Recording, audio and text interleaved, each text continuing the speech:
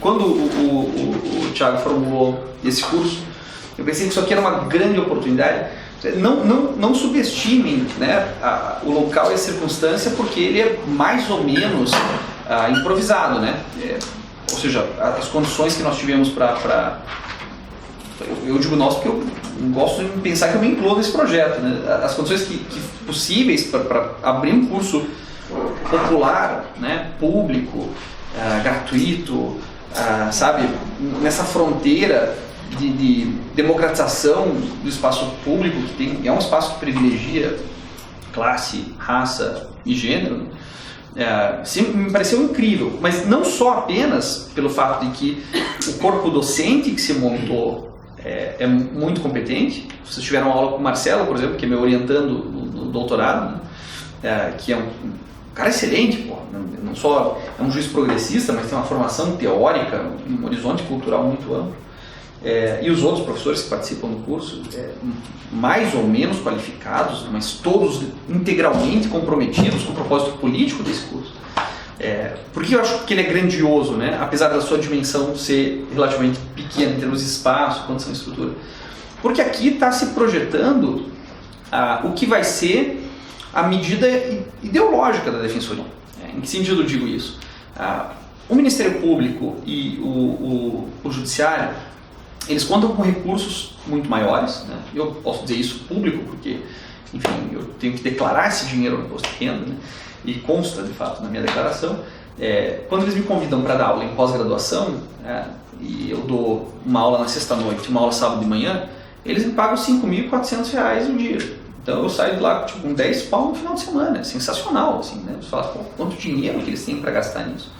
E de fato eles têm gastado muito dinheiro e construído as próprias escolas e mandaram os próprios promotores fazerem pós-graduação, né? E conseguirem seus mestrados, doutorados e começar a dar aula.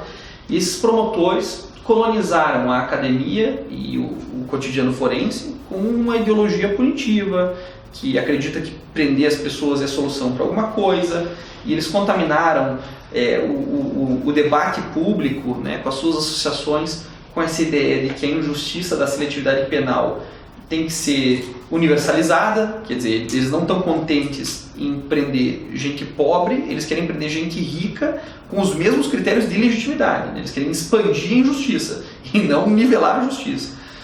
E a Defensoria hoje tem, eu acho que é a única instituição que ainda tem legitimidade para combater isso de maneira institucional, ou seja, de colocar, dizer, olha, o espaço público, o interesse público, não é constituído pela pretensão de punir. Né?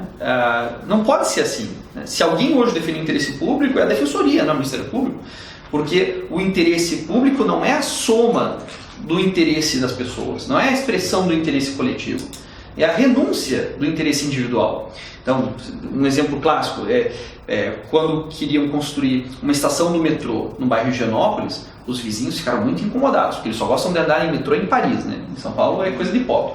Mas em Paris eles adoram dizer que andaram de metrô e tal. Então, esse transporte lá é público, o transporte aqui é de classe. Então eles fizeram uma abaixo-assinagem, uma campanha ridícula, dizendo que eles não queriam gente diferenciada em Higienópolis, certo? Então eles não queriam uma estação de metrô. Mas eu vou dizer, bom, mas esse era o interesse dos moradores do bairro, certo? E isso é o interesse democrático? Não, não é.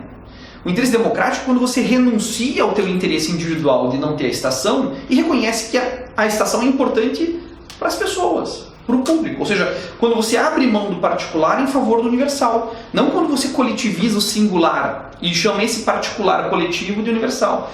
Isso é interesse público. Por isso que a defesa do interesse público é você garantir, por exemplo, que um cara como o Fernandinho Beiramar possa ir de avião assistir a audiência pessoalmente. Mas é muito caro. Bom, mas é um direito fundamental dele. Ao garantir o direito fundamental dele, nós estamos renunciando àquela verba para garantir um direito individual que realiza o interesse público, que é o interesse que os direitos fundamentais sejam sempre respeitados, não importa quem seja o destinatário deles. Essa perspectiva de que o interesse público é a renúncia do interesse privado, especialmente num espaço em que tudo se privatiza, em que todos os espaços públicos são contaminados pela racionalidade do privado, né, da lógica de mercado. Acho que só a Defensoria tem condições de fazer esse debate hoje. Por quê? Porque com quem trabalha o defensor público? Ele trabalha com... Não é só com a classe mais baixa, que é necessariamente a criminalizada. A classe dos que não podem sequer ser explorados pelo capital, né? Porque eles não têm nem condição de ser explorados, eles adorariam ser explorados pelo capital e ter um emprego, mas nem isso eles conseguem, eles são uma subclasse dentro da classe mais oprimida. Quer dizer, quem está a favor deles, né? Pensando em ética como a prática concreta de valores concretos, acho que a Defensoria é a instituição mais cristã que existe, né? No sentido de dizer que ele é a única instituição que está preocupada com, sabe, o que alguns criminólogos, como Alessandro de Giorgio, chamam de a canalha, né? A ralé, né? Aquelas pessoas que estão abaixo das condições de exploração do capital. Só a Defensoria tem interesse neles, é por isso que o interesse deles é público. Já a ideologia do Ministério Público, patrocinada pelas pessoas que fizeram mestrado e doutorado às custas da Universidade Pública para difundir essa ideologia punitiva, estão produzindo nas suas escolas um conhecimento bem diferente, que é legitimante da violência, que acha pretexto para aumentar a violência, né, que consegue trabalhar teorias, eu vou chamar pseudo-teorias jurídico-penais, para ampliar o alcance do sistema penal. Não é o que a gente vai fazer aqui, né? Aqui nós estamos num ato de resistência. E aí que está a graça, né? Eu prefiro vir aqui de graça do que dar aula para eles por um bom dinheiro. Porque esse momento aqui, para as pessoas que vão assistir isso ou não no futuro, para as pessoas que estão aqui presentes, significa que a gente ainda está pensando no sistema penal em função do interesse público e não em função do que isso pode ser bom para mim em termos monetários, financeiros ou disposição. Então, assim, é um prazer para mim estar aqui, certo? Eu faço isso com gosto. E tudo que a Defensoria me chama, eu vou atrás, né? Porque, enfim, eu tenho um laço de afeto muito grande com quem se dispõe a fazer a defesa dos que não têm defesa.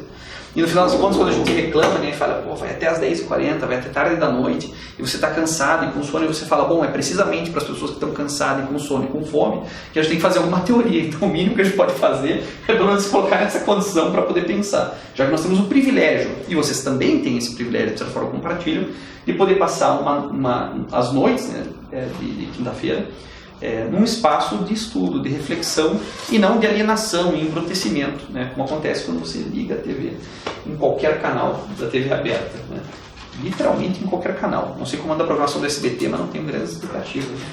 Eu acho que lá tem essa opção também. O tema dos nossos dois encontros vão ser criminologia, né? Eu sou, o Thiago disse, professor de criminologia da USP. Eu sou professor de criminologia da USP por acidente, né? Eu não tive nenhum vínculo com a Universidade de São Paulo. Eu fiz a minha formação toda na Federal do Paraná e em Park, na Alemanha. Eu fiz um curso de pós-graduação durante o mestrado, né, no meio da graduação, enquanto fazia outra especialização, e onde fiz parte do meu doutorado, que lá no tempo escrevi na tese, porque tinha muita dificuldade em achar bibliografia sobre o meu tema aqui, e achei um orientador que me aceitou lá na Universidade de Hamburgo. Daí eu voltei para o Brasil, defendi minha tese na Federal do Paraná, então graduação, mestrado e doutorado foram defendidos lá, e aí fui fazer pós-doutorado sobre Milo Batista, terminei o pós-doutorado no início de 2015, agora estou escrevendo a minha livre docência, preparando um trabalho mais literário, mais lúdico, sabe? Eu estou um pouco procurando um refresco assim, das análises estatísticas que eu fiz no passado, era muito sisudo, assim. Então estou estudando a criminologia britânica do período vitoriano, que é espetacular e as pessoas não conhecem, né? Porque nem os próprios ingleses conhecem essa criminologia. Eu vou falar rapidamente dela durante a nossa aula aqui, que é o que eu estou estudando hoje. Então, enfim, eu estou estudando literatura e criminologia para dar uma escapada, e aí pretendo definir a minha livre docência com isso, que é importante para a carreira, na faculdade, etc, etc. E também para abrir espaço, né, porque daí eu consigo mais orientações de pós-graduação, consigo constituir um grupo cada vez mais forte e tentar fomentar um pouco essa racionalidade. E aí, o que significa dar aula de criminologia num curso popular que se prepara para o ingresso na Defensoria? Então, tem as duas partes. Tem a parte do conteúdo, propriamente, que vocês vão ter toda. E eu já dei essa aula num cursinho preparatório mesmo, né, daqueles cursinhos bem capitalista, assim, cheio de gente, aquela coisa, né, super animador de auditório e tal. Com aquele microfone horroroso, estilo Madonna, isso horrível.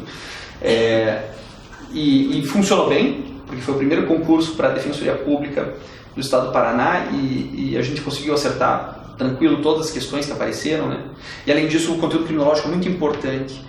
Se você chega numa terceira fase, né? Se você vai para a banca, né? Ser avaliado, porque se eu fosse membro de avaliação, né, na Defensoria para os novos defensores, a primeira pergunta que eu faria é: você gosta de pobre? Quer ver a reação da pessoa, né? Gosto, o cara diria, acho que nem me agradar, né? Gosto. O que você gosta exatamente do pobre? Entende qual a pergunta? Que não é possível você ser defensor público e dizer assim, não, eu prefiro trabalhar no colarinho branco, eu prefiro... Não, peraí. Aqui você tem que ter um compromisso com a pobreza, porque ela é o alvo da polícia. Né? As pessoas não são fundamentalmente presas porque são culpadas, elas são presas porque são pobres. Se você não tiver sensibilidade, se você não tiver, humanidade para se aproximar das pessoas, independente da relação de classe, você está ferrado, não é o teu lugar. Você vai ter uma vida miserável e, de distanciamento. Essas perguntas políticas você consegue se endereçar bem se você tem conhecimento criminológico ou crítico. Né? Então, não é só para a primeira fase. Não sei, tem no concurso aqui segunda fase criminologia?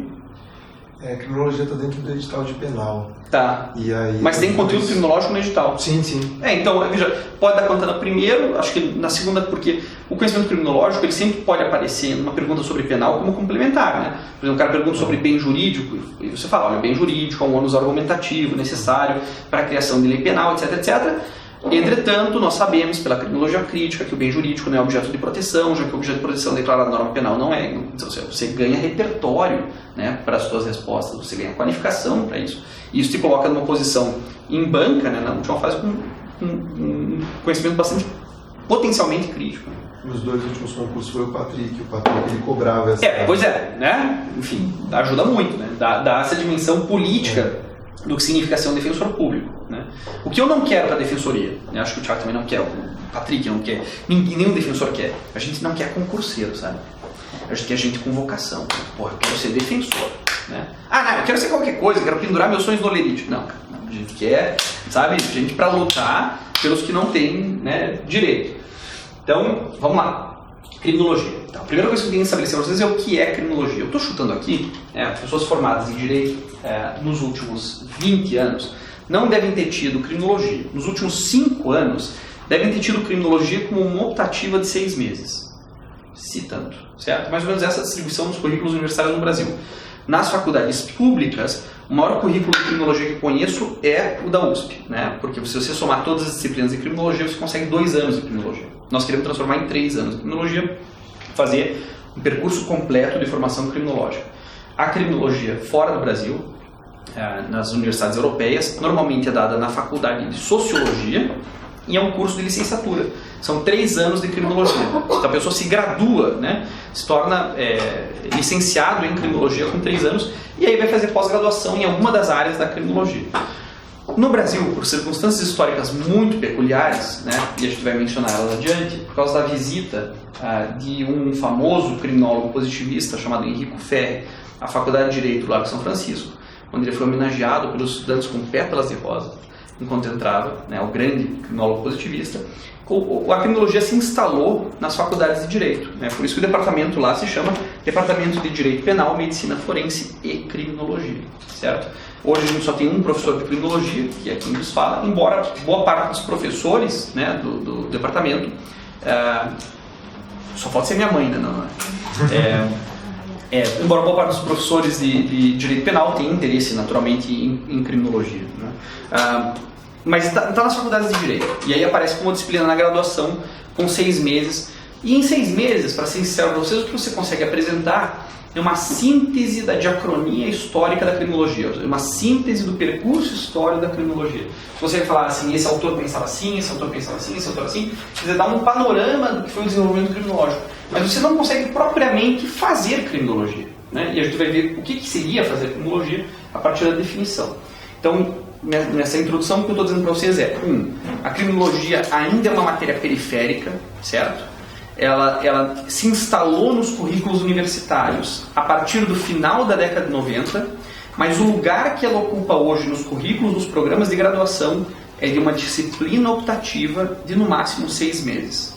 As coisas têm mudado. Na Federal do Paraná já é 1 ano de criminologia, na USP nós temos 2 anos se juntar todas as disciplinas, e eu acho que a ideia é a gente ampliar o espaço da criminologia. Você vai dizer, bom, mas por que nós vamos ampliar o espaço da criminologia? É porque é necessário, né? Eu não preciso puxar a brasa para minha sardinha. O fato é que não tem alternativa.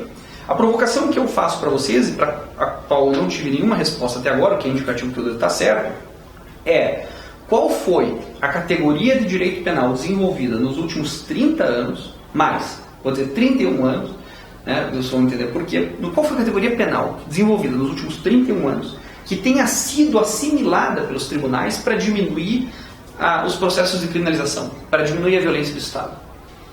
Pensem, veja, de 1985 até hoje, certamente vários autores propuseram várias novas teorias, né? O Klaus Roxin, por exemplo, propôs inúmeras propostas, né? Definições, novos conceitos.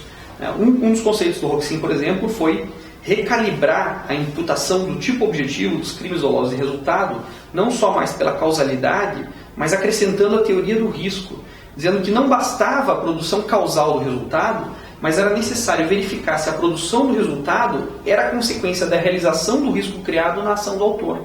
Vocês já tiveram isso na faculdade? Não. Isso é uma teoria super moderna, assim, né? Bom, tão moderna, porque Roxin a formula aí na década de 80 e depois tem a sua apresentação mais refinada na década de 90. Dá para situar isso nos anos 80 tranquilamente. Como a gente está falando, 31 anos. Né? Então o que o Roxin dizia? O Roxin dizia, olha, às vezes a causalidade não é suficiente. Sabe aquela coisa de ação que causa um resultado típico da responsabilidade civil subjetiva? Convenhamos, eu tenho maior desprezo pelo direito civil e especialmente pelos privatistas, né? O direito civil é pré-científico, o direito penal está muito além dele. Também vou ver que o direito penal não é grande coisa, mas o direito civil, pelo amor de Deus, né? É um reino da miséria intelectual, porque ele cuida da circulação de bens, da garantia da propriedade, do direito de herança, só tem coisas que eu não gosto. Ou como direito de família, né? Basta a minha, porque eu quero aprender a regulamentação da vida do outro ainda. E o direito civil diz isso, né? Responsabilidade civil subjetiva. Você é responsável pelo dano que você produziu, né? Por um ato ilícito que com nexo causal tenha produzido o resultado. Fundamento da responsabilidade civil subjetiva. O direito penal já chegou a ser assim. Ele falou, olha, você responde pelo resultado doloso, né? Se você praticou uma ação vinculada a um nexo causal. E a teoria que explicava a causalidade era chamada teoria de equivalência de condições. Causa é tudo que excluído hipoteticamente, exclui também o resultado.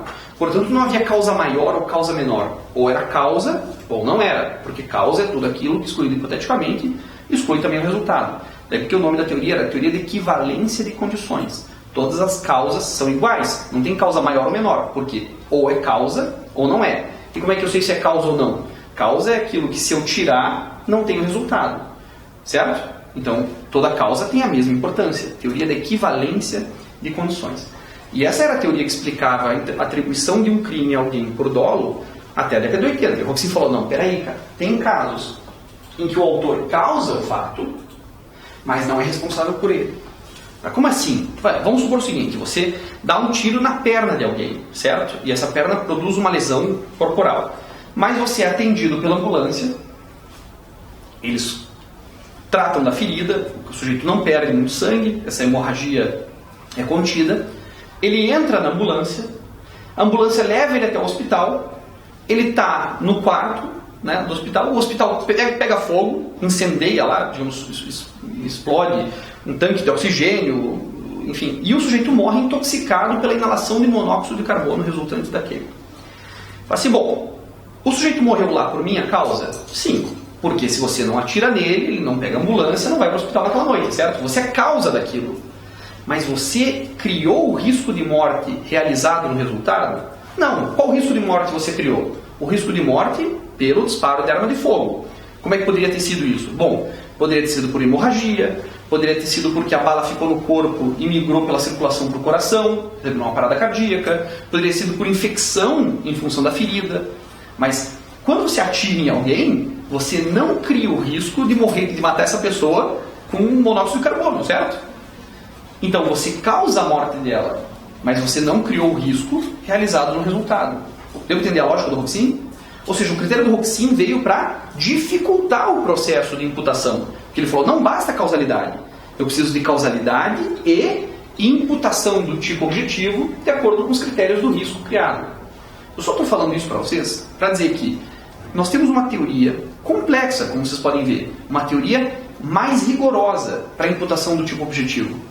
Isso é da década de 80. Isso foi assimilado pelos tribunais brasileiros. Eles usaram a teoria da imputação objetiva para aprimorar, para tornar mais rigoroso o processo de denunciar alguém? Não. Quando os tribunais mencionaram a imputação objetiva, fizeram isso de maneira errada, para transformar a responsabilidade penal em um tipo de responsabilidade objetiva, como realização do risco, ou para vulgarizar o conceito de atribuição de responsabilidade nos crimes de imprudência. dizendo que bastava a realização do risco para atribuir o crime a alguém. Ou seja, uma teoria que foi feita para limitar a violência, eles não só não assimilaram, como usaram o rótulo da teoria para fazer a contraprática, que é ampliar o processo de punição. Posso dar outro exemplo para vocês. Hawking também desenvolveu a teoria do domínio do fato. Ele dizia que não bastava o sujeito ter relação causal com o fato, participação causal, como diz até hoje o Código Penal brasileiro, né? Contribuição causal para o fato é que define a autoria. Ele falou, não, cara, olha, para você poder diferenciar o que é autor e partícipe, você só vai conseguir fazer essa distinção se, além da contribuição causal do autor para o fato, o autor tiver o domínio desse fato na seguinte dimensão: ou ele é capaz de dar início à execução, ou interromper o seu curso. Então, se o motorista que está esperando na porta do banco para que os ladrões saiam com o dinheiro em fuga, você pergunta, esse cara que dirige o carro, ele é autor ou é partícipe? Veja, para a teoria tradicional, ele é autor, porque ele colabora causalmente para o fato, certo? Para o Hawking, ele não é autor. Por quê? Porque ele participa do fato na modalidade de cumplicidade, prestando ajuda material dolosa a fato doloso à lei principal. Ele não é autor, ele é partícipe por quê? Porque se ele for embora com o carro, o assalto não é interrompido. O assalto tem um curso causal próprio. E se ele não levar as pessoas até lá com o carro, o assalto pode se realizar também sem ele. Ou seja, ele não tem domínio do fato do assalto. Né? A partir do momento que começa a execução do roubo, em que eu mostro a arma para alguém e exijo o dinheiro, ele não controla esse curso causal. Ele colabora para isso, mas ele não tem domínio desse fato. Ele não é capaz de paralisar a execução. O Hawking desenvolveu essa teoria para limitar o processo de imputação de responsabilidade contra pessoas que tinham responsabilidade penal em função tanto do Muro de Berlim quanto dos herdeiros finais aí, né, que eram a responsabilidade dos colaboradores do nazismo. Até que ponto o cara responde por esses crimes? E o Hawking dizia, olha, ele não pode responder por um crime no qual ele participou, né, ele não pode responder como autor se ele participou disso, mas se ele não era capaz de paralisar o curso causal, ou se ele não era capaz de dar início à execução, se ele era só uma peça da engrenagem, entende? Sem a qual o motor continuava funcionando, mas com ele funcionaria melhor. Então ele não é autor, ele é partícipe. Essa teoria foi assimilada pelos tribunais para diminuir os critérios de imputação, para reduzir a violência do Estado? Não! Quando o STF usou essa teoria, usou de maneira errada. O STF, bom, não vou nem falar do STF, mas enfim, vou falar, é o pior STF da história. Nós nunca chegamos num ponto teórico tão baixo no STF em matéria penal. Isso desde a saída do Sepúlveda Pretense. Mas eu acho que hoje nós atingimos o fundo do poço. Só que alguém emprestou uma pá para eles. E eles querem continuar. Assim, é um troço horroroso, horrível. Eu nunca vi um STF tão desqualificado em matéria penal. Mas um dos momentos mais baixos dessa desqualificação foi quando foi a Rosa Weber, que mencionou a teoria do domínio do fato para dizer que não tinha provas contra alguém, mas mesmo assim ia condenar essa pessoa em função da teoria do domínio do fato. Você fala, não pode ser, mas não funciona um troço desses. Você está usando uma teoria para limitar a violência, para aumentar a violência. Ou seja, as novas teorias que apareceram só serviram para ampliar a violência. Foram usadas como rótulos contra o conteúdo teórico para justificar mais violência. E por último, para encerrar, só uma introdução, só uma polemização, né? Porque também sem isso não tem graça nas aulas. A teoria da co-culpabilidade do Zaffaroni virou teoria da culpabilidade por vulnerabilidade em 85.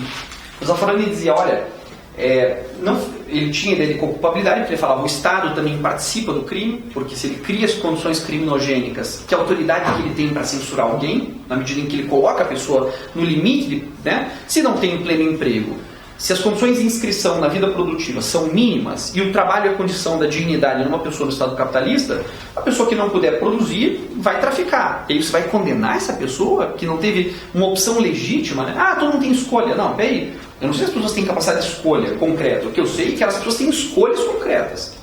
Entende a diferença da teoria? Eu não posso provar que vocês são livres. O que eu posso provar é que havia opções. Por que você escolheu A ou B? Eu nunca vou saber. Mas eu sei que existe A ou B como escolha. Se eu só tenho B ou B como escolha, então eu não posso te censurar por escolher B. Porque eu criei as condições de escolha. Deu para entender a lógica do Zaffaroni? Então ele falava, o Estado é responsável pelas condições que ele cria. Ele abandona essa teoria em 85. E ele troca essa teoria por uma culpabilidade por vulnerabilidade. Por quê? Primeiro porque o Zaffaroni diz, não dá para ter culpabilidade do Estado porque não existe responsabilidade penal da pessoa jurídica. Certo? O Zaffaroni diz, não existe essa coisa de a Monsanto ser criminosa. Por quê? Porque não é uma afetação própria da Monsanto. A Monsanto não tem dolo, né? É uma pessoa jurídica, que tem grande poder e merece ser controlada. Isso não se discute. Mas uma coisa são os diretores da Monsanto e sua responsabilidade penal pela contaminação de um rio ou, enfim, pela produção de algo que possa produzir um desastre ecológico, mas a responsabilidade individual penal. No âmbito jurídico, talvez a regulação administrativa dê conta, um administrativo sancionatório, né, que não tem que respeitar as regras do processo penal. Então, como não tem responsabilidade penal pessoa jurídica, não faz sentido falar que o Estado é culpável. O Estado só pode ter culpabilidade se o Estado tiver responsabilidade penal. Mas como pessoas jurídicas não tem, não fazia muito sentido a teoria. E o segundo problema é que parecia uma teoria de tom paternalista, baseada um pouco na simpatia que você tem pelas pessoas que não têm condições de fazer escolhas legítimas porque tem poucas oportunidades de escolha, né, diante de opções concretas. Então ele troca essa teoria por informação criminológica e ele cria a teoria da culpabilidade por vulnerabilidade. O que o Zaffaroni está dizendo é o seguinte: olha, o que nós sabemos é que o sistema penal é desigual, o sistema penal é seletivo, ele prende certas pessoas e outras não. Isso é um fato, isso é inegável. Que a prova vai na penitenciária, veja quem está preso e por qual crime. Agora, o que o Zaffaroni diz, o que as pessoas não dizem é que essa seletividade do sistema penal, ela não é um erro do sistema. Não é que o sistema penal é injusto e a gente tem que caminhar para um sistema penal igualitário. Isso nunca acontece, nunca aconteceu na história. Todo o sistema penal é desigual. A desigualdade do sistema, a sua seletividade é essencial. Então o que ele está dizendo é, não existe direito penal igual para todos. Todo direito penal é parcial. Certo? E não importa quão igualitária seja uma sociedade, sei lá, o nosso paraíso terrestre, Noruega, Dinamarca e Suécia, certo? Lá, o número de imigrantes presos é muito maior, certo? O número de minorias étnicas presas é muito maior. O número de pessoas pobres presas é muito maior do que a média. Então, mesmo que eu tenha uma sociedade absolutamente igualitária, enquanto houver sistema penal, ele vai ser seletivo, ele vai ser dirigido de uma contra a outra. Não que isso seja perverso, né, definido instrumentalmente. Mas isso é um fato. E quem é mais vulnerável ao sistema? Bom, os homens, jovens, pobres e negros. E eu não preciso, enfim, vou mostrar para vocês uma estatística, mas é tranquilo. Esse é o grupo preferencial. O que significa isso, Zaffaroni diz? Isso significa que quando um juiz está diante de alguém que cometeu um crime, que teve todos os critérios de imputação do tipo de injusto, né, o tipo objetivo, o tipo subjetivo, antijuridicidade, quando chegou na hora da culpabilidade, o que eu tenho que dizer é: eu sei que ele possui negatividades sociais que determinam a sua criminalização. E eu sei isso de fato. Isso é demonstrável empiricamente. Essa evidência tem que servir para que cada característica dessas diminua a censura que eu posso fazer em relação a ele. Então ele não está especulando sobre a liberdade do sujeito. Ele está dizendo, olha, concretamente eu sei que se essa pessoa está aqui no sistema, é porque o sistema seleciona. Logo, eu tenho que inverter. É a mesma lógica da política de cotas, certo? Eu tenho que nivelar, eu tenho que tratar de maneira desigual quem é desigual, objetivamente. Eu tenho que compensar a seletividade. Então ele criou a ideia de culpabilidade por vulnerabilidade. Um critério, um referente material. Olha, entre penalistas, né, entre criminalistas, penalista é um rótulo ruim, mas entre criminalistas, a gente sempre procurou um referente material da culpabilidade. Porque a culpabilidade estava baseada no livre-arbítrio. Cadê o livre-arbítrio? Né? Cadê a liberdade do homem? Era como amarrar uma pedra numa nuvem, é metafísico. Você é livre? Você é determinado? Ninguém sabe. A pesquisa científica parece mostrar mais que a gente é determinado. Ela caminha num certo sentido determinista. Seja pela psicanálise, pela pesquisa neurocientífica. Mas não importa. A ideia de liberdade, ou o sentimento de liberdade, é constitutivo das nossas relações, né? Por que você está comigo? Porque eu sou livre para estar com você, certo? Por que você faz as escolhas, né? Pode ser Pepsi? Pode ser. Você é livre, entendeu? Ainda que a liberdade seja, talvez, um sentimento apenas, é um sentimento muito importante, porque ele estabelece um modo pelo qual... Por que eu estou aqui hoje? Porque eu escolhi estar aqui. É isso que... E a partir dessa ideia de escolha, é que um juízo moral é possível, né? Então você é melhor ou pior porque escolheu estar aqui hoje. E aí a gente faz as nossas opções morais, que expressam uma ética, prática concreta e valores concretos. Seja como for, os criminalistas não gostavam de depender da liberdade para fazer juízo de censura. Eles diziam, pô, como é que eu vou estruturar um juízo de censura sobre uma ideia, sobre algo metafísico? Eu preciso de algo concreto. Eu tenho que olhar para os olhos da pessoa que está sendo condenada e dizer, eu vou te culpar por isso. E isso eu posso demonstrar. Então, quando o Zaffaroni achou isso, eu imagino o que deve ter sido isso em 85 para quem estava lendo o Zaffaroni. Ele falou assim, pô, olha aqui, acabou de descobrir, sabe, como o outro Colombo, assim, ele acabou de um referente material. A culpabilidade por vulnerabilidade, que eu acho que é uma ideia que precisa ser trabalhada e tem como ser melhorada, inclusive, a partir da de ética da alteridade, mas é uma ideia genial de um pensador latino-americano, argentino, aqui, nosso irmão, né? Sabe que irmão não se escolhe, é por isso. Sabe? Aqui do lado, cara, né? Esse sujeito nos deu esse conceito fantástico. Vocês já viram alguma sentença usar essa categoria? Já viram algum acórdão falar que vai usar a culpabilidade por vulnerabilidade? A categoria está aí à disposição desde 85. E ninguém usou isso até agora, talvez algumas peças da defensoria, para argumentar que esse é o único critério democrático que existe para definir a censura penal. O que eu acabei de demonstrar para vocês nesse último exercício? E pronto, que essa é a última vez que eu falo de direito penal, porque não tem mais saco para estudar esse troço. Nos últimos 31 anos, várias teorias foram desenvolvidas. Muitas delas, sabe, buriladas, cerebrais, esteticamente bonitas, refinadas. O que adiantou isso? Adianta fazer direito penal? Eu acho que não adianta mais. Eu acho que o potencial do direito penal está esgotado. Porque ele não conseguiu se transformar em prática. Agora, a culpa não é do Roxinho, a culpa não é do Zaffaroni, a culpa não é do Juarez Tavares, não é do Juarez Cirino, não é do Nilo Batista. A culpa é dos práticos. Porque a gente diz que, e eles gostam de dizer isso, né? Vocês na faculdade são teoria, nós somos prática. O que eles não percebem é que eles têm uma teoria da prática, só que é uma teoria ruim. Eles têm uma prática ruim porque a teoria deles é ruim. Porque se eles usassem uma teoria boa, a prática seria boa. Como você não tem prática sem teoria, o que eles estão fazendo para nós é dizendo, olha, nós temos a nossa própria teoria. E a gente diz, é uma teoria de merda, é uma teoria ruim. Há 30 anos a gente desenvolveu conceitos muito melhores. Eles não só não assimilaram esses conceitos, como perverteram esses conceitos para fazer mais do mesmo. Piorar ainda a sua prática.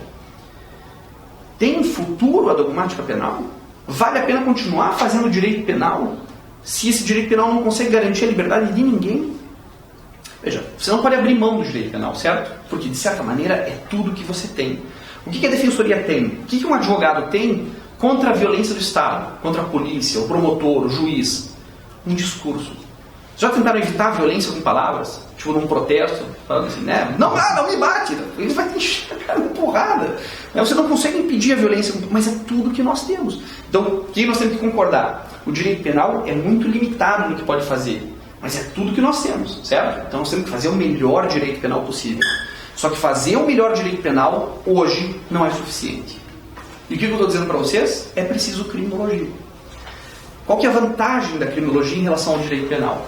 Bom, para entender a vantagem da criminologia, você tem que entender o lugar da criminologia quando a gente pensa a questão criminal.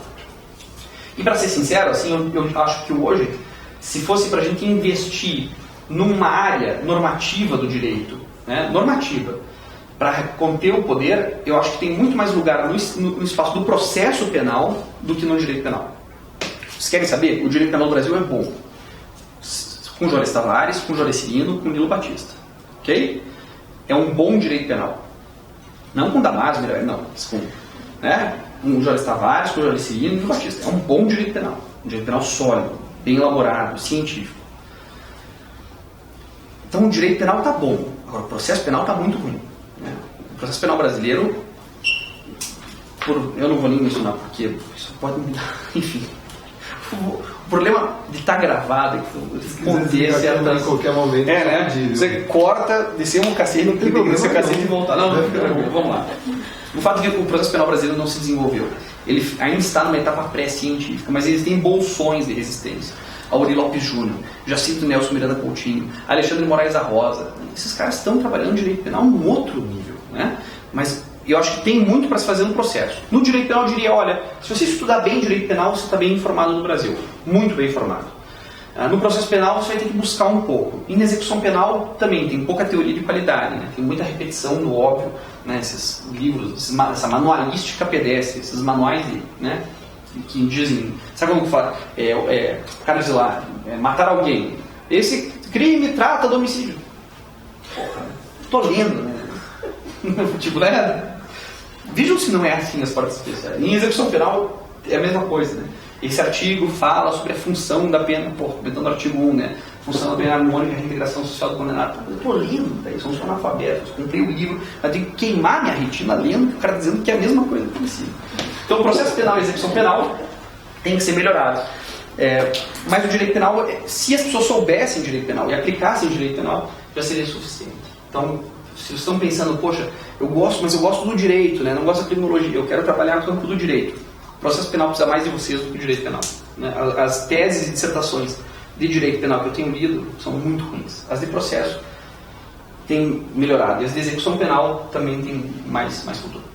Mas eu falar sobre o lugar da criminologia, certo? Esse é um debate que eu fiz hoje de manhã, por acaso, né? Para as presas. E eu vou repetir ele aqui. Então, eu quero que vocês considerem que a ideia de direito penal é uma ideia nova. Né? Nova no sentido de ter mais de 200 anos, mas ainda assim nova. Eu tenho certeza que na faculdade de vocês, eles deram para vocês um livrinho chamado Dos Delitos das Penas, né? Do Cesare Bonessana, Marquês de Beccaria. O que não devem ter dito para vocês é que, primeiro, é bastante provável que esse cara seja um plagiador, e segundo, que ele é um autor medíocre, né? De segunda categoria.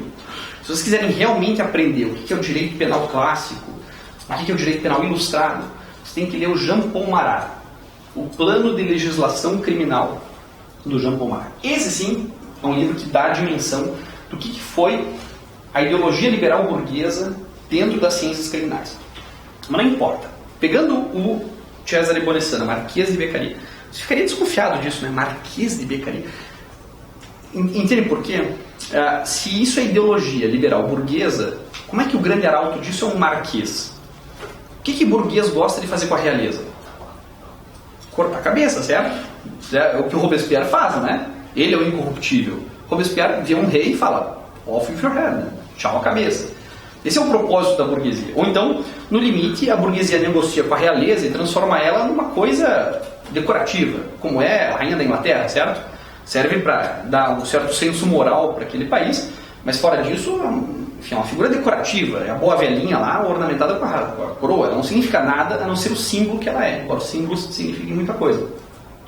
Mas um republicano, um burguês mesmo, tchau, né, no partido da monarquia, ele corta a cabeça. Como é engraçado que um marquês, ou marquês de Beccaria, seja o representante do liberalismo no direito penal. Isso dá a dimensão de quão ruim é o Beccaria, né? Porque ele conseguiu escrever uma síntese do receituário liberal burguês, que por ser muito simples, escrita de maneira muito direta, manualística, acabou vendendo muito. Eu não sei vocês, mas eu não considero que a facilidade com que algo é vendido define a qualidade, certo? Senão eu teria que pensar que Bruno e Marrone são mais importantes que Mozart e que o McDonald's é comida, porque vende muito, certo? Não é o critério do que vende, do que é frequente, que define o que é bom. O Beccaria é isso, certo? Ele é o McDonald's do liberalismo burguês. Ele se tornou muito popular, o Voltaire adorou o livro e ajudou a divulgação disso na França e da França, né? Até porque ele produziu isso na Itália, que na época ainda era uma espécie de aglomerado, né, de pequenas nações, principados e ducados. A Inglaterra, a Itália só não era mais atrasada do que a Alemanha, né? A Alemanha era os caipiras da Europa mesmo, só foram se unificar sob, né, o tacão de Bismarck tardiamente. E a Itália depois ainda, né? Enfim, o fato é que um cara num lugar atrasado para a Europa na época, atrasado no seguinte sentido, a França era onde estava acontecendo a precipitação do poder político da burguesia, certo? Então, e não por acaso a parte da Alemanha que se desenvolveu na Renânia era a parte que Napoleão conquistou, certo? Então, os princípios liberais burgueses, a revolução burguesa e o seu conteúdo emancipatório, que a gente chama de modernidade, passaram todas da França para o resto da Europa, certo? Mas tiveram o seu epicentro na França. A Itália estava numa situação periférica, atrasada, e apresentou ali a melhor síntese da ilustração no direito penal. É estranho isso, né? Por isso que o Marat não, o Marat estava no epicentro, né? O Marat era o amigo do povo, um revolucionário que veio das camadas populares, um incendiário, o cara queria levar a revolução às suas últimas consequências. Mas a burguesia soube cooptar, né? Ou soube destruir o levante popular da Revolução Francesa e oprimi-lo. E depois que ela conquistou o poder, ela criou essa merda chamada democracia formal representativa, que aliena o povo das decisões, né? E joga isso pro pântano, que que a gente é obrigado a ver na votação do impeachment, quando as pessoas aparecem e falam que bosta é essa? É o Congresso Nacional, certo? E pântano não é uma designação histórica. Sabe que tinha a direita e a esquerda, certo? A direita era os girondinos, a esquerda os jacobinos, e eles chamavam a meiuca lá o pântano, né? E o pântano está lá tomando as decisões sobre a nossa vida, vocacionado pelos seus líderes, que decidem como é que vai decidir. E foi isso que a burguesia nos deixou. Mas enfim, de qualquer forma, era para dizer que vocês devem ter lido esse livrinho, e provavelmente o professor de vocês fez rasgados elogios à Beccaria, como se fosse expressão do liberalismo burguês. É um livro de segunda categoria, provavelmente um plágio de dois irmãos, né, os irmãos Verri, que eram os companheiros, não confundir com Enrico Ferri, né, os irmãos Verri, que eram companheiros do mesmo grupo político do Beccaria, e que propunham essas ideias. Era mais uma reunião dessas, e eles debatiam ideias, né, sobre como deveria ser a pena e o processo e a execução da pena, o que mereceria pena de morte, se a pena de morte era útil ou não, esse tipo de coisa. E o Beccaria era o cara que ficava lá tomando nota, entendeu, da ideia dos outros. Ele vai publicar aquilo como dele. Então é um trabalho contestável, que pode ser, né, tende a ser bastante um plágio. Se você ler as observações sobre a tortura, né, do Alessandro Verri, vocês vão ver que o conteúdo é muito melhor. E os dois sempre reclamaram disso, né? O Beccaria tinha usurpado as ideias dele para se tornar famoso, e o Beccaria depois não escreveu mais nada, ou seja, faz suspeitar que aquilo era o limite da intelecção dele, a cópia dos outros. O fato é que Os Limites das Penas se torna esse livrinho em quase todos os currículos de faculdade de Direito, no comecinho da faculdade, como a introdução aos princípios liberais do direito penal. Está errado isso. Por quê? Porque quem leu Os Limites das Penas sabe que esse não é um livro de direito penal. Por que não é um livro de direito penal? Porque o que mais tem no livro são limites ao exercício da violência do Estado na execução das penas, no processo penal, o que deve ser crime, o que não deve, como se pune cada crime, qual que é o limite de dor em função de cada crime, certo? Então, é um livro de processo penal, de execução penal, de criminologia, de política criminal. Sim, porque ele supõe que existe uma causa do crime. Ele diz que a causa do crime é quando o sujeito, diante de um cálculo custo-benefício, ele acha que o benefício do crime compensa o custo. E como é que ele calcula? Qual que é a frase famosa? Ele fala, não é a gravidade da pena, é a certeza da punição.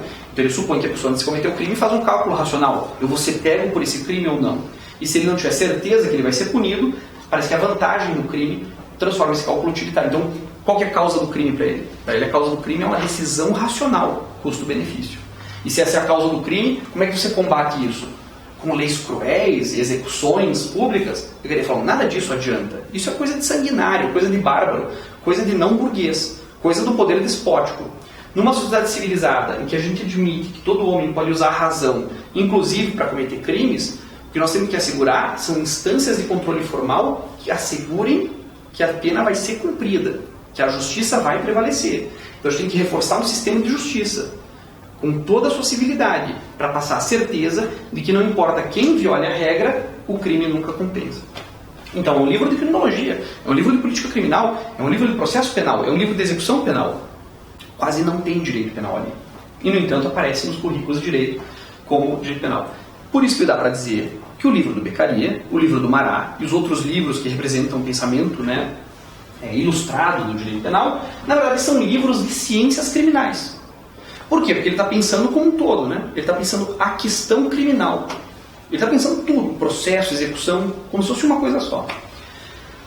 Com o tempo, devido à assimilação desse conteúdo pelas universidades, a categorização desse saber, a departamentalização, a construção de programas curriculares, essa compartimentalização de saberes, as ciências criminais empíricas foram se dividindo e chegaram em duas grandes divisões. A primeira, as ciências criminais chamadas ciências criminais empíricas. E depois, as ciências criminais normativas. Ciências criminais empíricas, a gente vai falar em seguida, eu acho que são as mais importantes. Por quê? Porque elas partem da empiria. Mas elas partem da empiria. Né? O limite delas não é a empiria. O que eu quero dizer com isso? Para o método de análise das ciências criminais empíricas, você começa analisando um fato pela sua empiria. Porque a empiria é a sua manifestação imediata. Como essa cadeira. Essa cadeira está aqui, certo? Cobrando reconhecimento. Ela existe, certo? eu não vou cair, digamos, na ressignificação linguística de dizer que eu não posso dizer que tem um rinoceronte nessa sala. Não tem um rinoceronte nessa sala, mas tem uma cadeira. Essa cadeira cobra identidade. Como que essa cadeira aparece para mim? Eu acabei de dizer para vocês. Essa cadeira aparece como cadeira. Cadeira é uma abstração que dá conta dessa empiria, certo? Então eu vejo a cadeira e digo, cadeira. E cadeira dá a sua aparência. O que é essa aparência? É a empiria? Não, é o abstrato. O empírico é esse ferro, esse feltro. O empírico é isso, o que os meus sentidos denunciam, certo? Isso é o empírico. O que eu coloco no lugar do empírico? O abstrato, um conceito. Eu digo, eis uma cadeira. Dizer que isso é uma cadeira diz algo sobre essa cadeira? Eu não sei nada sobre essa cadeira. Eu só coloquei nela um rótulo, uma abstração. Eu fui do empírico para o abstrato. Para eu conhecer essa cadeira, eu tenho que negar a sua aparência para buscar a sua essência. Isso é um postulado básico. Se a aparência coincide com a essência, eu não preciso mais do que olhar para conhecer. Mas olhando para vocês, eu conheço vocês? Eu não sei nada de vocês. Tudo que eu tenho de vocês é a aparência, a empiria de vocês, que dá um rótulo. Claro que o rótulo que eu projeto sobre vocês é recheado de preconceito, de preconcepções, né? Eu olho para cada um de vocês e projeto que vocês são a partir da aparência. Eu realmente sei quem vocês são? Não. Para eu conhecer vocês de verdade, eu tenho que negar a aparência e buscar a essência de vocês. Porque a aparência e a essência não coincidem. Se coincidissem, eu saberia do mundo apenas olhando para ele, certo? E eu nunca saberia, por exemplo, que não é o Sol que gira em torno da Terra, mas que é a Terra que orbita em torno do Sol. Porque se eu simplesmente olhasse, eu diria, lá vem o Sol nascendo de novo. Né? Essa abstração leva a erros. Dificilmente você pode julgar um livro pela capa. Dificilmente você pode conseguir compreender o mundo sem negar, dizendo, talvez não seja isso que parece. Esse é o primeiro postulado do conhecimento científico. Isso não é isso. Ou seja, isso aqui é uma cadeira, mas tudo isso aqui não é uma cadeira. Claro que não. Isso aqui é um monte de coisa. Você olha para essa cadeira e fala, bom, ela deve ter um preço, ser vendida num lugar, ela tem uma certa composição, ela é feita de metal. Você supõe pela forma dela que ela deve ter sido produzida em linha. Não é uma cadeira para sentar na sala de jantar. É uma cadeira que indica talvez um espaço acadêmico, certo? Uma cadeira de sala de espera que vocês tiveram que improvisar para transformar em espaço disciplinar para aula com um tablado de madeira. Ou seja, não foi uma cadeira pensada propriamente para ter aula. Talvez tenha sido uma cadeira definida como cadeira para eventos, que parecem indicar um espaço de pós-graduação, porque normalmente a maior parte dos eventos acadêmicos acontecem. Ou talvez uma cadeira para um escritório de dentista. Mas eu diria que se fosse um dentista, por exemplo, muito rico, ele preferia um sofá de couro e não essa cadeira. Essa cadeira parece indicar uma certa economia de custo, ao mesmo tempo que dá a melhor aparência que pode pelo menor preço. Eu acho que essa cadeira não foi feita no Brasil, a não ser que ela tenha sido montada no Brasil. Isso aqui tem cara de China, mas parece que ela foi montada no Brasil para que tenha dedução do imposto, porque se você trouxer matéria importada para produzir no Brasil, você não paga parte dos impostos que são devidos se trouxer essa cadeira pronta, porque você está dando trabalho para os brasileiros. Você entende isso? Isso é essa cadeira. Isso é conhecimento de verdade sobre essa cadeira. Então você aprendeu que na cadeira tem trabalho, tem estética, certo? Tem um mundo nessa cadeira. Porque você disse, isso é qualquer coisa, menos essa cadeira. Entende o que é uma ciência criminal empírica? Ciência criminal empírica não é empirismo, certo? Não é você reduzir as coisas à sua dimensão imediata. Né? Não se preocupe, eu sou meio urigueiro. Você não sabe o que é urigueiro? Depois eu falo do urigueiro. Eu tive que ler a biografia do urigueiro. Eu era o cara que mexia com eletromagnetismo e tal. Eu fui tirar foto química. Mas na época era bem interessante. Eu falei que estaria a cadeira, certo? Então eu quero dizer pra vocês, ciência criminal empírica é fascinante, não é? Você fala assim, poxa, como é que eu olho para um crime? Se você for um jurista bem bobão, assim, você vai olhar para o crime e falar, isso é um 121, isso é um 55, isso é um Duque 13. Né? Constranger alguém mediante violência grave ameaça, ter conseguido prática construção carnal, por criminoso. Subtrair para si ou para outra coisa leva à morte. Você aplica um rótulo jurídico para uma realidade. Né? O que você está fazendo? Você está colocando uma abstração no lugar. Você está colocando um direito no lugar. O que acabou de acontecer aqui? Acabou de acontecer um homicídio. Pronto, perdeu toda a graça. Né? Tipo o Sherlock Holmes fazer assim. Ele chega a dizer, isso é um homicídio. Artigo 121, acabou a história. E aí, cara? Quem foi? Não, você quer saber sobre o fato. Você quer, né? O que Sherlock Holmes fala? Não, isso aqui não é o que parece. Isso aqui não é o que parece. Né? Eu me lembro que tem um caso, não sei como foi traduzido para o português agora, The Devil's Foot, o caso do pé do diabo lá, que é um caso em que o o criminoso, de maneira muito astuta, ele queima uma substância, né, e essa substância queima, intoxica as pessoas, elas morrem, mas depois ela queima e ela desaparece. Então, o Sherlock Holmes entra lá e as pessoas estão todas mortas. E a sala está trancada por dentro. Isso aqui não é o que parece, né? Você entende? Ou no outro caso, acho que é do engenheiro naval, ele fala assim, não, 3 pessoas não estiveram aqui, só 2 pessoas. Isso aqui não é o que parece. Ele vê e fala, isso aqui não é o que parece. E aí fica interessante, aí você faz ciência de verdade. Se você tivesse que dar um parecer jurídico sobre isso, seria muito sem graça. Você diria, bom, aqui aconteceu um fato típico, jurídico culpável, atribuído a alguém por autor de participação no tentada consumada, parecer jurídico, né, vou cobrar 200 mil e tá aí. Não tem graça, não significa nada. Isso aqui é muito mais legal. Só dando essa advertência para dizer isso, ó. Ciência criminal empírica não é empirismo, ok? Não é empirismo. Ciência criminal empírica é ir do empírico para o abstrato e do abstrato para o concreto. O que é concreto? Concreto são as determinações que eu descobri na investigação da negação do abstrato.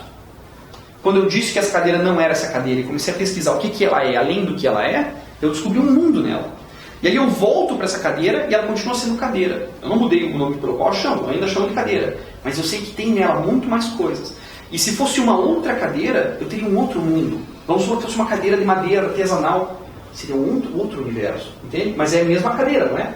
Eu posso voltar e dizer agora, bom, eu sei um pouco sobre cadeiras.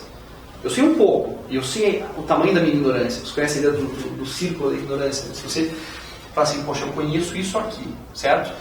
Isso fala, olha, quanto mais eu conheço, né, quanto mais eu vou ampliando o meu conhecimento, pensem que o perímetro é o que eu desconheço, certo? Então, quanto mais eu investigo um objeto, mais eu me dou conta que eu sou ignorante. Sabe aquela coisa de que aprender um troço e perceber que você é estúpido? Você fala assim, poxa, eu já estudei um monte sobre crime.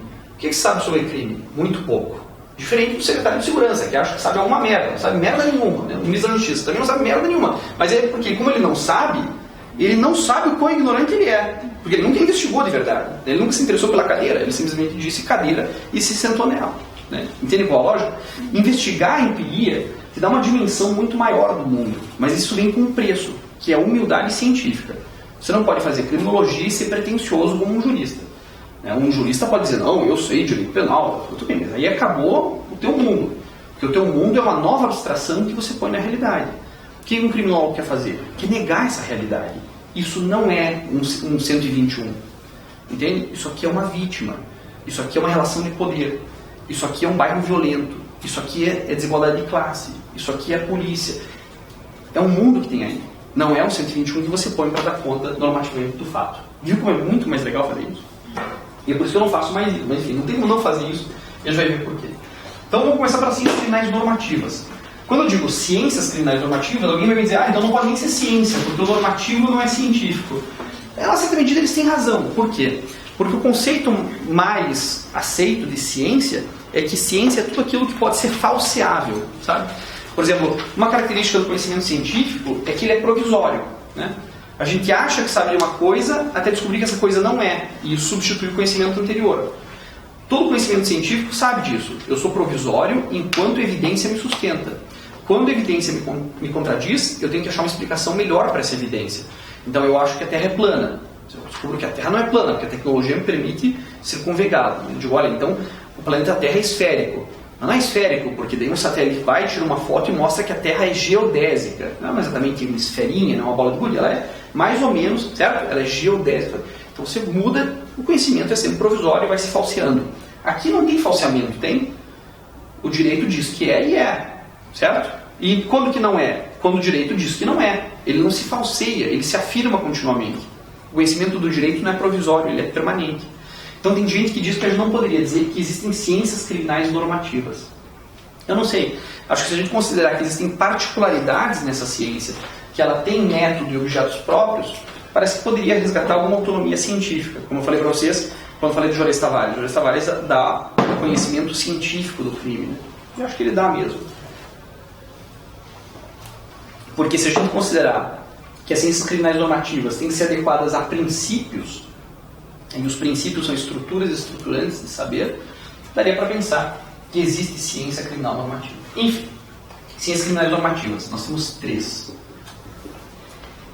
E a gente já falou delas, certo? E elas aparecem aqui numa espécie de ordem de importância que é dada para essas ciências na divisão de departamentos universitários, na divisão curricular. Qual que é a ciência criminal normativa mais importante? O pai de todos, o Framolo Marco. Qual que é a grande ciência criminal normativa? A pergunta é, o que vocês mais aprendem sobre a questão criminal na faculdade de Direito? Qual que é a matéria que vocês mais tiveram? Direito penal, certo? Então, é a mais importante ciência criminal normativa. Pena que as pessoas não sabem direito penal, né? Passam 3 anos, aprendem, depois têm amnésia no cursinho e entram nas carreiras jurídicas e esquecem. E eu sei que elas esquecem porque eu leio as sentenças, eu leio os acórdãos, o direito penal não está ali. Ele está ali de uma maneira falsificada, retórica, mas não está realmente ali. Né? As pessoas não aplicam esses conceitos difíceis, tá? A engenharia do direito nas sentenças. Não, ali é só o senso comum sedimentado por uma jurisprudência barata. Direito penal. Certo? 3 anos inúteis gastos nas faculdades. E já, eu estou dizendo que a culpa aqui é dos professores, talvez, também. Como é que pode, né? Ensinar um troço que você pode esquecer depois.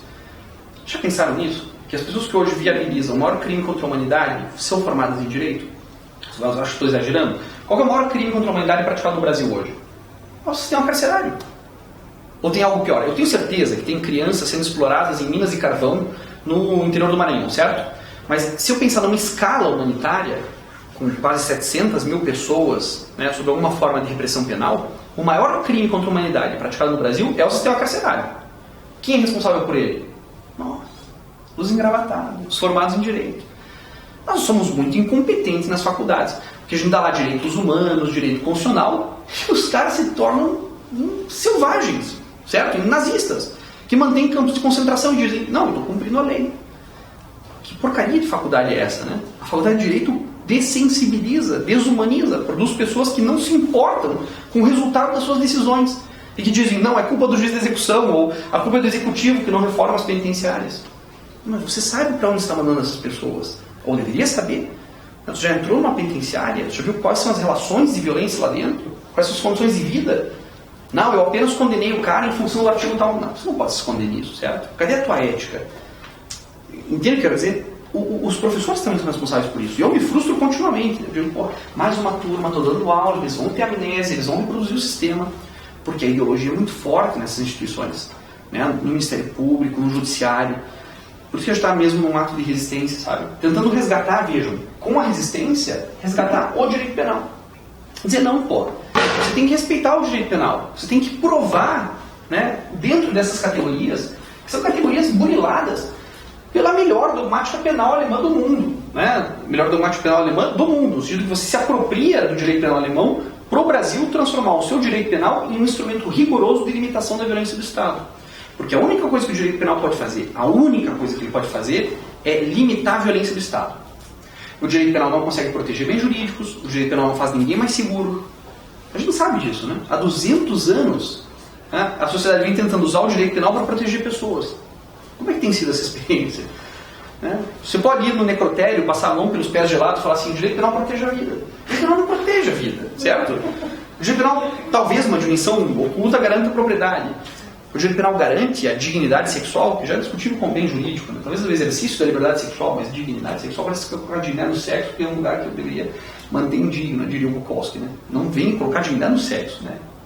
O crime seria a violação do exercício da liberdade sexual. Aí pode ser, porque todo mundo tem direito de exercer a sua sexualidade de maneira livre. E não pode ser constrangido por isso. Agora, antes era ainda pior, né? Antes era crime contra os costumes. Imagine, né? Você é vítima de estupro, mas o crime não é contra você, é contra os costumes que dizem que sexo só é possível no casamento. Até 2009. Eu não sou muito atrasado, né? A gente ainda diz que vai levar a júri mulheres que decidem interromper uma gestação. Já pensou? Daqui a 100 anos vamos olhar assim, quem fazia essa merda? Nós. Né? Quem que legitimava isso? Nós. Nós mantínhamos esse sistema de punição achando que isso ia garantir alguma coisa. Sei que quando a gente fala assim, a gente ri, parece idiota, mas os juízes acreditam que punindo pessoas o crime diminui. Já pensou nisso? Eles acham mesmo que prendendo pessoas o crime vai diminuir. Pô, mas nós temos 200 anos de evidência em sentido contrário. Não é louco isso? Não é assim, sabe? E aí dizem que não, Maurício, você é utópico. Utópico é você, que 200 anos de fracasso depois diz que o teu sistema vai melhorar de uma hora para outra. Sabe, tipo um relacionamento que há 200 anos não tem nada errado, fala, não, se a gente fizer mais uma terapia de casal, parceiro, 200 anos de fracasso deveriam indicar que isso não vai dar certo. Não, os abolicionistas são utópicos. Não, o utópico é você que acredita que mais direito penal pode ser a solução para alguma coisa. E, no entanto, se o direito penal tem aquela função democrática de limitar a violência do Estado, por Deus do céu, vocês têm que aprender isso aqui, certo? Quando vocês entrarem para a defensoria, e todos vocês vão entrar para a defensoria, vocês têm que saber que a única arma que vocês têm é essa. Então, ou vocês manejam isso com precisão, ou vocês dão aula de direito penal em cada petição, ou vocês não têm a menor chance. O que eu estou dizendo para vocês? Vocês quase não têm chance. Perdendo isso aqui, né, a defensoria está perdendo. Está perdendo. E ela entra derrotada. Mas para ter alguma chance de ganhar, tem que dominar isso aqui. Se você não domina direito penal, talvez a defensoria não seja o lugar para você. Porque é tudo que você tem. Certo? É a única coisa que separa a violência do Estado do teu protegido. É o direito penal, é o discurso da imputação. Então você tem que conhecer o Roxin, tem que conhecer o Roxin. Tem que conhecer o Juarez Tavares, tem que conhecer o Juarez Tavares. Tem que ler o Juarez Cirino, tem que ler o Nilo Batista, tem que ler os melhores, como Augusto Ramírez, Zaffaroni, sabe? Os grandes, os bons. Se mete lá o nariz no Yeshek, no Maura, no Strattenberg, aprenda o direito penal. Porque não é nada, mas é tudo que nós temos, certo? Qual que é a segunda matéria que vocês mais têm na faculdade de Ciências Criminais Normativas? Processo penal, certo? Um currículo de processo penal decente, penso eu, deveria durar 2 anos. Não sei se é assim em toda a faculdade, mas, enfim, daria conta, pelo menos, do básico do processo penal.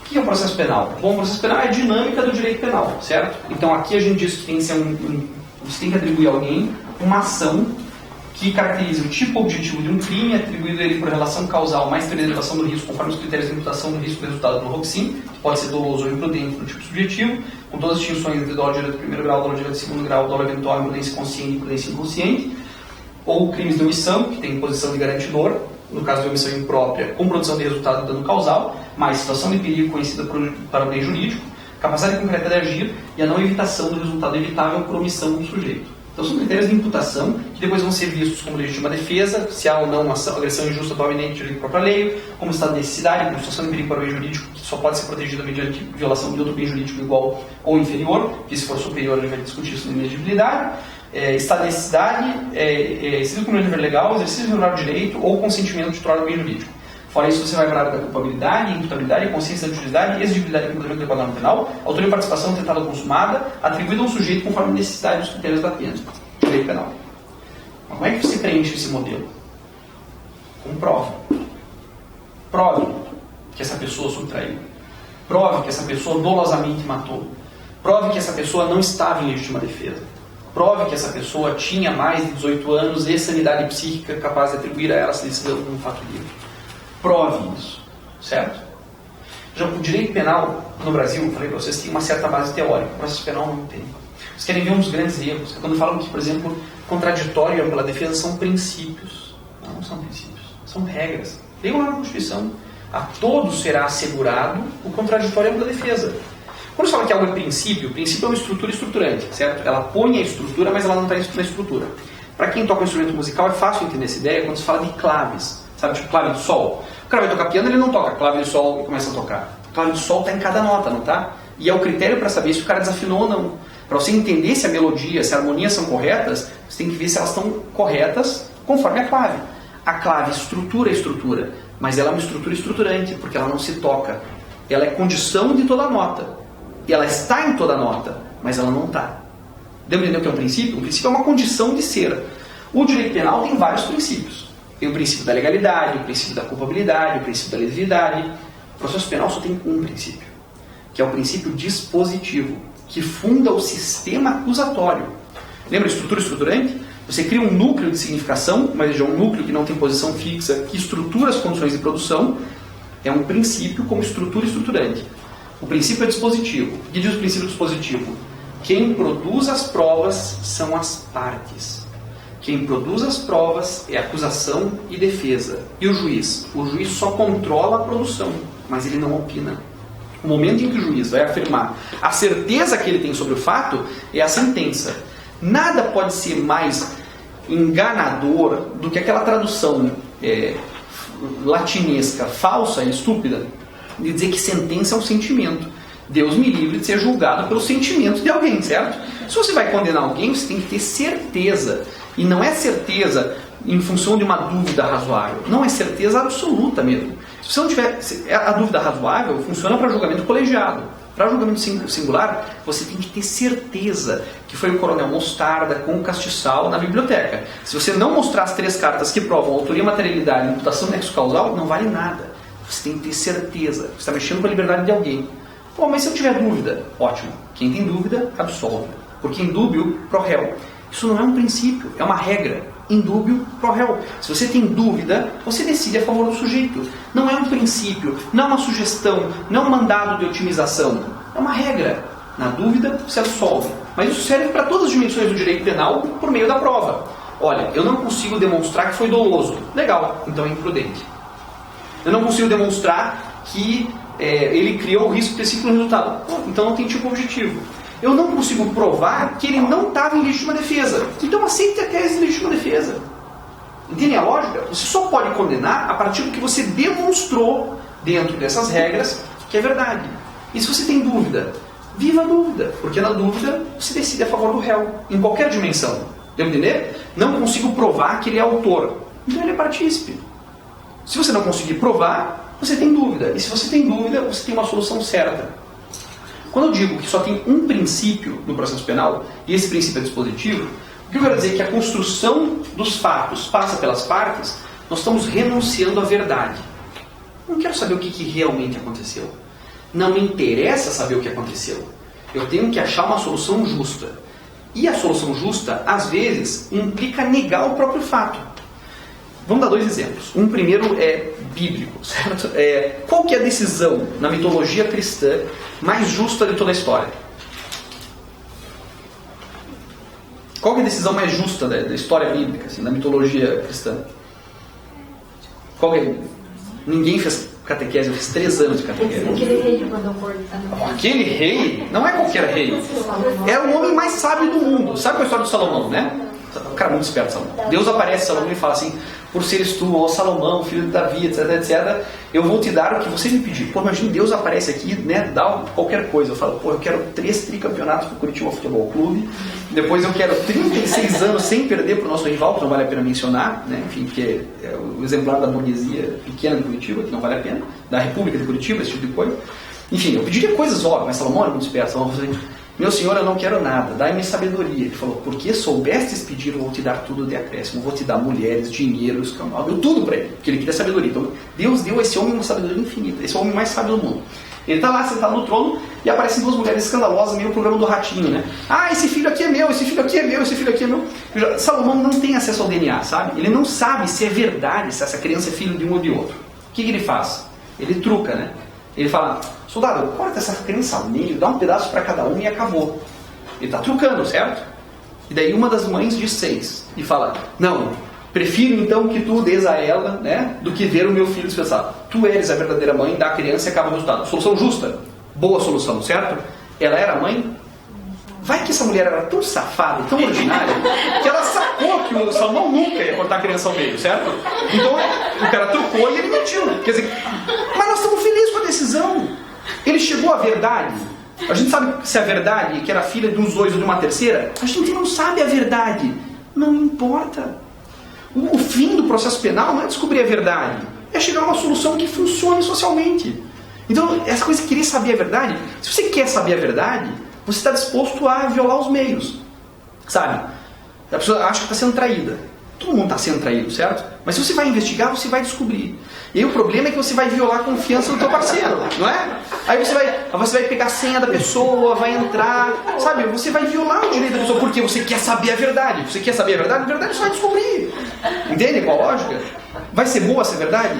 Talvez seja melhor viver sem a verdade. Entende? Renunciar a ela pode garantir uma vida feliz. O que eu quero dizer é que se você está tão obcecado em provar contra alguém, você vai ser antiético, você vai roubar a senha da pessoa, você vai violar os meios. O que eu estou falando para vocês? O processo penal é o controle dos meios. Ela não se importa com o fim. Pensem só, vocês estão processando, supondo no lugar do juiz, você está processando alguém, certo? Um crime muito grave. Vamos supor que estupro de uma menina de 12 anos de idade. Pô, um crime bárbaro, terrível. Estão investigando o sujeito, certo? Aí no processo aparece uma escuta telefônica em que o sujeito confessa por telefone para um amigo que ele estuprou essa menina de 12 anos. Porra, você ouviu a gravação, você ouviu o cara se gabando disso.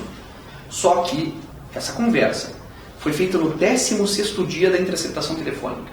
E o que a lei diz? Que a interceptação só é válida por 15 dias. Eu falo, mas eu ouvi. Ah, mas não importa. O que você tem que fazer?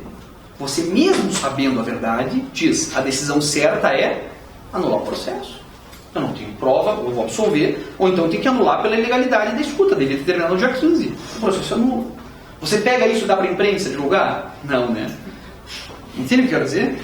Você não dá a conversa dos outros gravada ilegalmente para a imprensa, você anula o processo. Você fala, olha, a regra foi violada. Porque processo penal é sobre controle dos meios, não sobre atingimento do fim.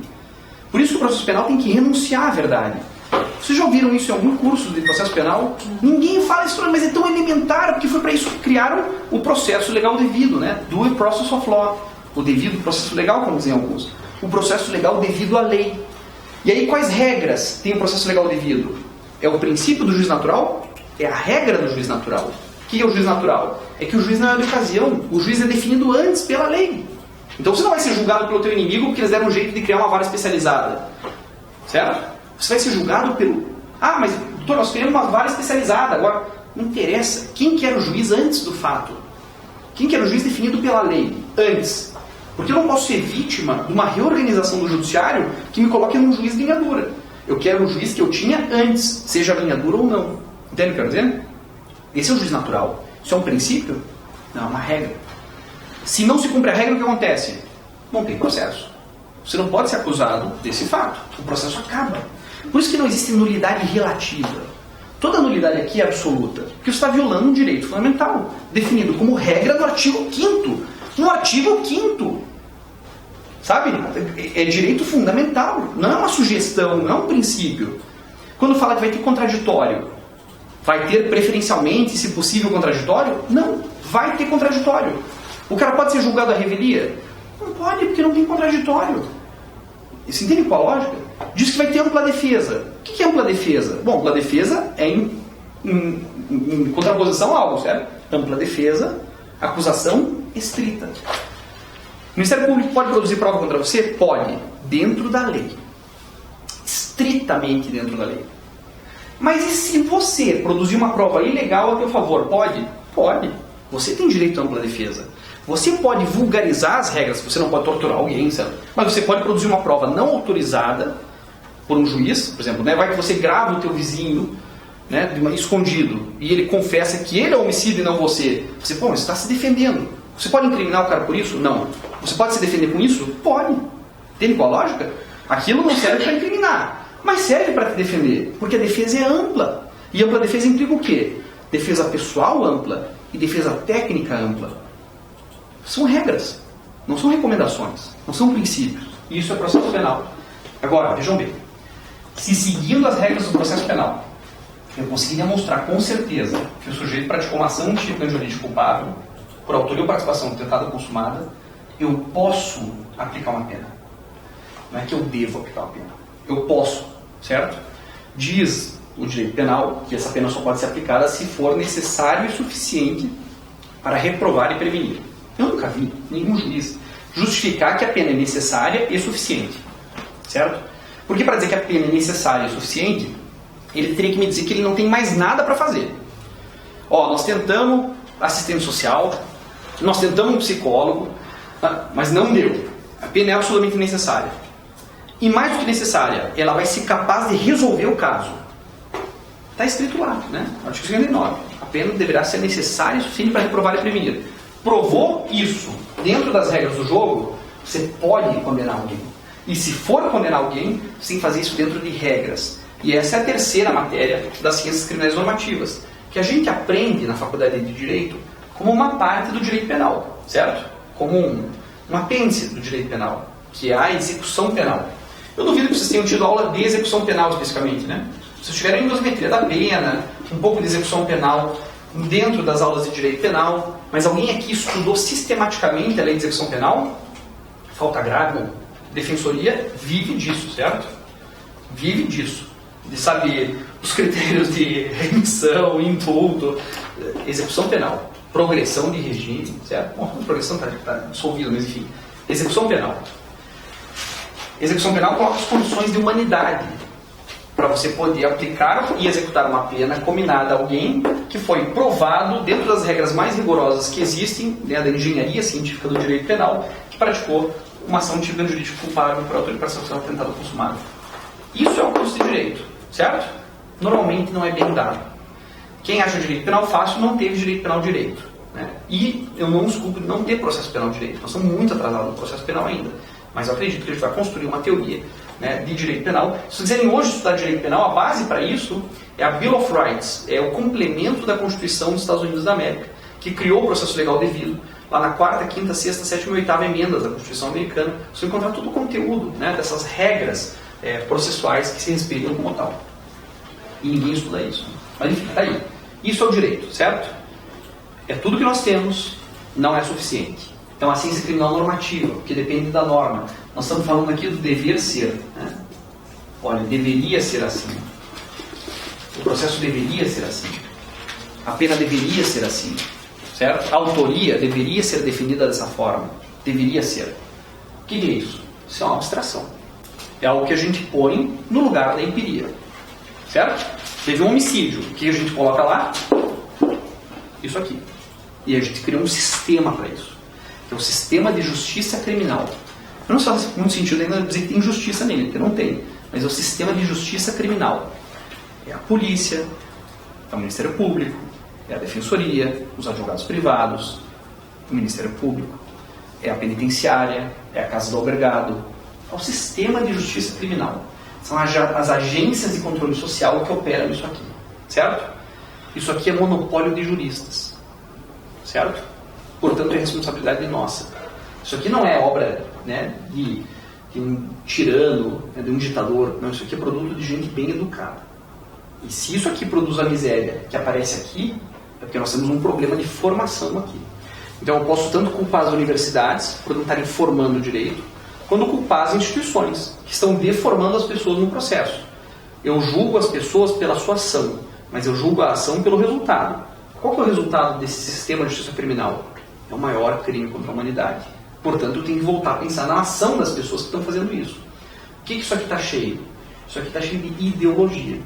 O que é ideologia? Bom, vocês podem ter diversos conceitos de ideologia. É uma categoria bastante complexa. Não daria para dar uma aula sobre ideologia aqui, de como a ideologia nasce como uma crítica, né, a partir do bonapartismo, ou que é o conceito hoje de ideologia cultural em Eagleton, por exemplo, que eu gosto muito.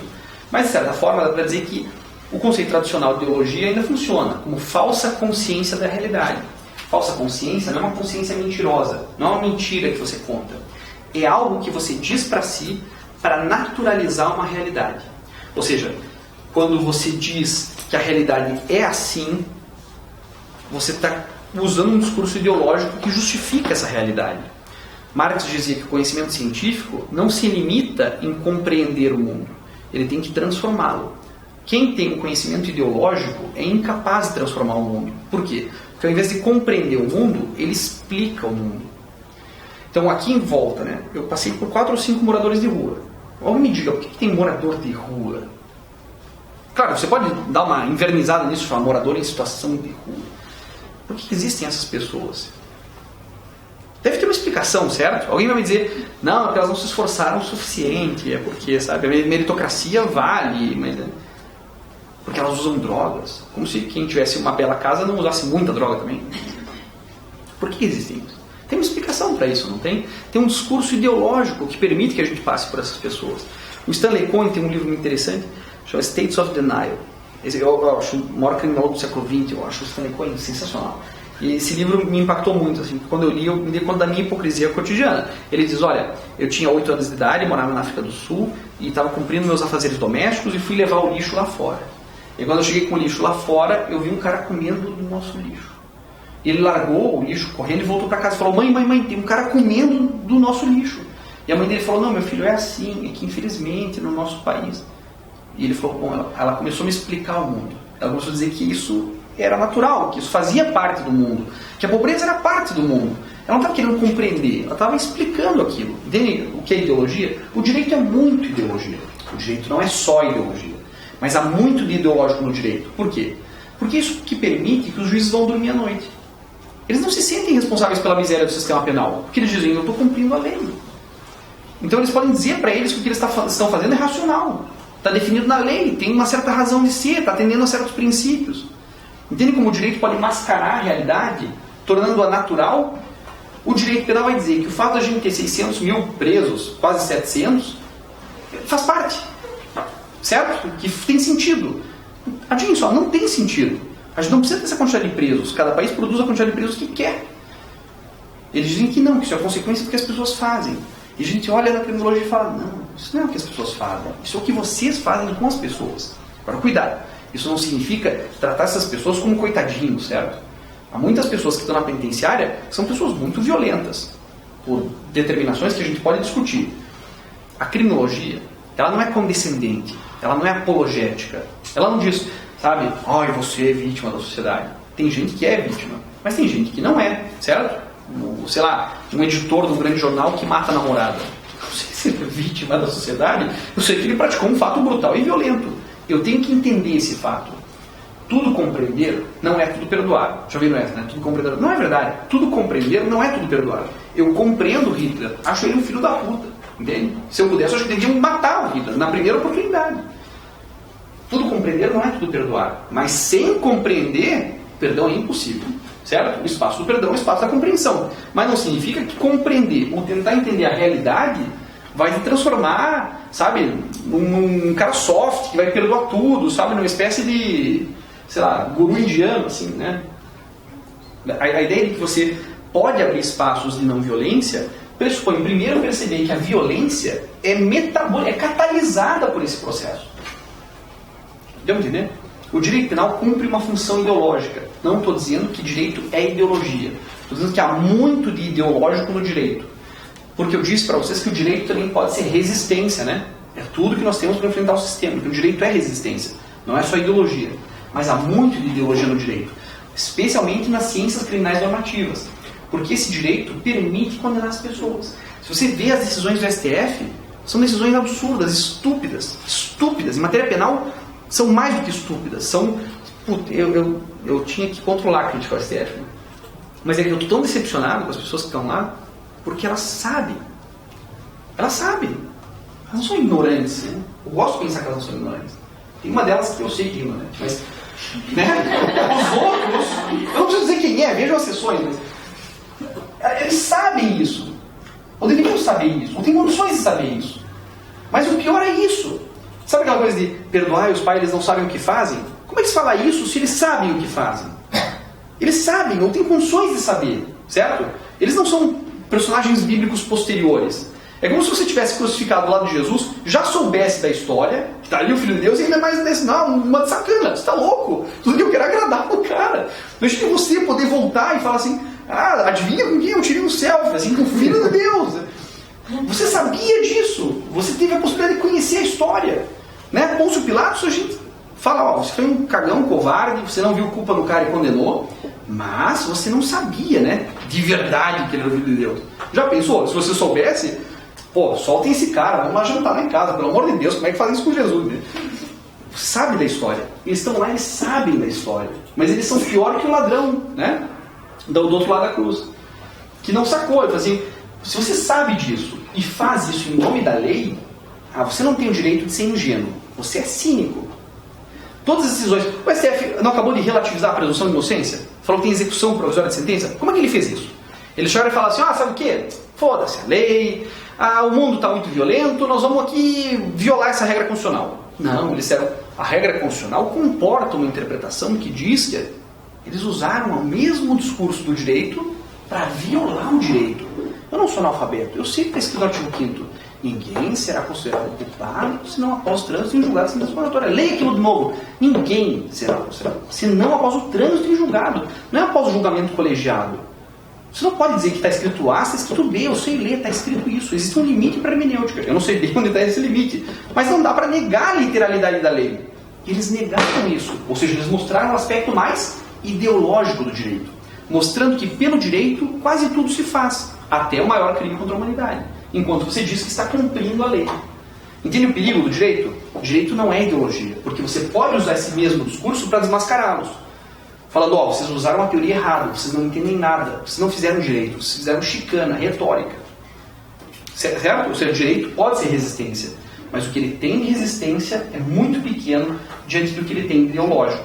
Não é? Bom, nem precisaria dizer esse discurso todo para vocês, basta dizer que o conceito de propriedade é um conceito jurídico, certo? Eu sou dono disso aqui. Eu tenho um pedaço de papel que prova isso, registrado lá no tribunal. O que significa isso, certo? Ele criou juridicamente o domínio territorial privado. Pode isso, Arnaldo? Não sei. Deve poder, porque você tem papel que diz esse troço. Enfim. Certo? Eu acho que a gente tem que batalhar esse espaço, mas é pouco. Certo? Então, primeira advertência. Se a maior parte dos autores que eu mencionei você não conhece, sinal amarelo para vocês. Vocês têm que estudar mais direito penal. Se isso aqui que eu falei para vocês parece novidade, vocês têm que estudar processo penal. Se vocês não conhecem execução penal, vocês não têm condições de entrar na defensoria. Porque o mais importante no dia a dia da defensoria deve ser discussão de execução penal para quem vai trabalhar na área penal. Certo? E embora vocês tenham que dominar isso aqui é pouco. Porque nos últimos 30 anos eu não vi nenhum avanço nisso aqui que justifique continuar estudando isso. Eu acho que o potencial de resistência disso está esgotado. Precisa ser valorizado, recuperado, mas não vai sair disso. É lutar com palavras contra a violência. Eu gostaria de propor o estudo de ciências criminais empíricas. Certo? O que são ciências criminais empíricas? São aquelas que querem descobrir o concreto. Elas partem da empiria, percebem o abstrato, negam o abstrato, vão atrás das determinações do fato e voltam para a abstração, uma abstração mais rica, que a gente chama de concreto. Porque você conhece a concretude daquilo que está na negação da aparência do fato como tal. Como é que nós estamos para o nosso intervalo? Como é que vocês têm feito normalmente aqui no intervalo? Hã? A gente vai às 9 horas, volta às 9h20. Tá bom. Então, como eu ia pular para as ciências criminais empíricas, acho que é oportuno a gente fazer uma pausa e voltar às 9h20.